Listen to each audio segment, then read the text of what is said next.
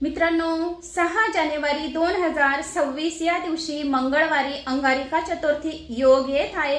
तर या दिवशी आपल्या मुलांना जवळ बसवून त्यांच्या डोक्यावर हात ठेवून गणपती अथर्व शीर्षाचं पठण करायचं। जे मुलं अभ्यासात हुशार नाही तर त्यांच्यासाठी तुम्हाला आईने हा उपाय नक्की करायचा आहे आणि गणपती अथर्व शीर्षाचं पाणी त्यांना प्यायला द्यायचं।